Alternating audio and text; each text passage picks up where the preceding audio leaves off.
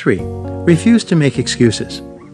Many people working in a messy environment use their intelligence against themselves.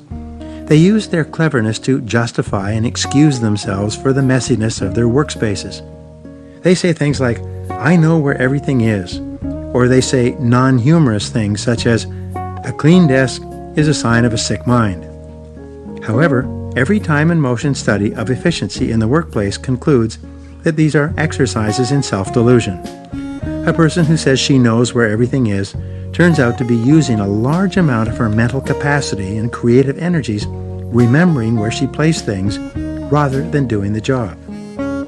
People who say they work well in a cluttered environment are usually wrong. If they worked in a neat, well-organized environment for any length of time, they would be surprised at how much more effective and productive they were. If you or a person you know has a tendency to justify and attempt to explain a cluttered desk or work area, challenge yourself or the other person to work with a clean desk for an entire day. The result will amaze you. Number 4, work from a clean desk. Direct mail entrepreneur Joe Sugarman once wrote a book explaining his 5 rules for success.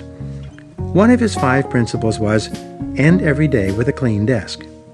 He made this a rule throughout his organization. This policy forced all employees to work more efficiently and complete their work by the end of each day. It made a major contribution to success. When I learned this, I introduced this rule into my own company. I told everyone that they would be expected to clean up their desks and leave them neat and orderly at the end of each day. When they argued with me, I told them that if they didn't follow this rule, I would go from office to office after they left and throw everything on their desks into the wastebasket to be taken away by the night janitors.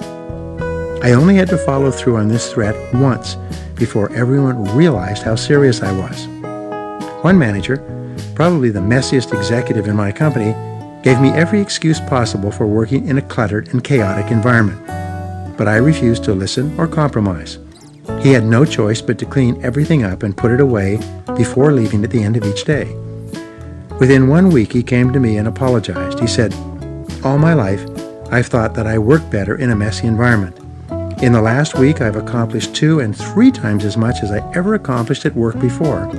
I'm absolutely astonished at how much more I get done when everything is put in its proper place throughout the day." Here are 3 things you can do to organize your workspace. Number 1, clear your desk. Begin your process of getting organized by clearing your desk of everything but the one thing that you are working on at the moment. If necessary, place things in drawers, on the credenza behind you, in the wastebasket, in cupboards, or even on the floor. Do whatever is necessary to turn your desk into a clear, clean, uncluttered work area with just one thing, the most important thing, before you when you begin. 2. Assemble everything you need. Arrange to have everything you need at hand before you begin any task.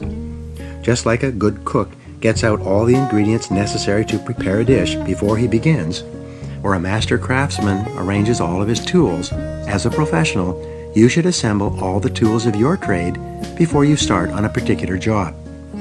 Get all the information and files you will need.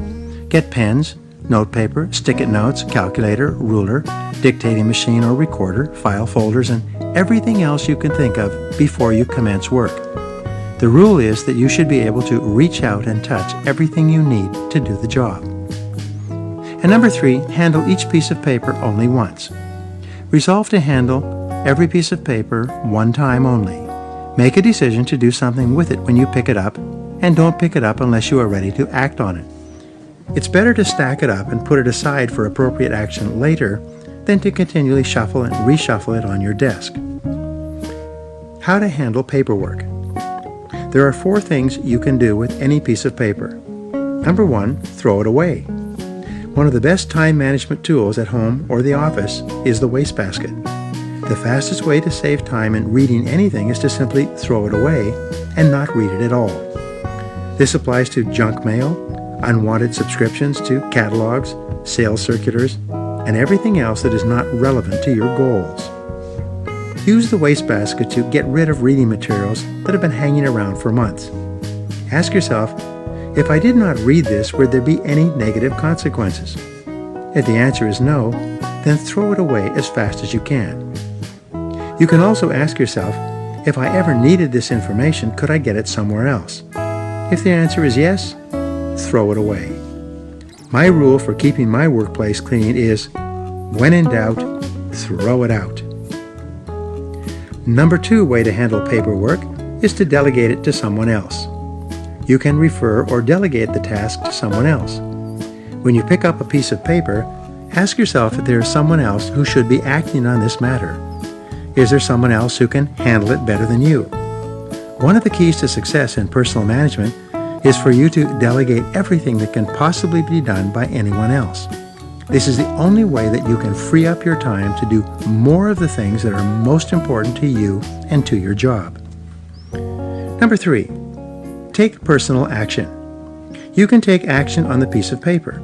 These are the letters, proposals, and messages that you must personally do something about. Get a file folder and put the word action on the tab. Even better, get a red file folder where you put all of your action items and place it where you can see it clearly. Keep this action folder handy. When you come across something that you need to do something about, simply put it into your action file to work on later. If it is something to be done immediately, take action quickly and put it behind you. And number 4 way to handle paper is to file it for future reference. You can file it away. But before you file anything, remember that 80% of papers filed are never needed, used, or seen again. Designating something to the files creates work.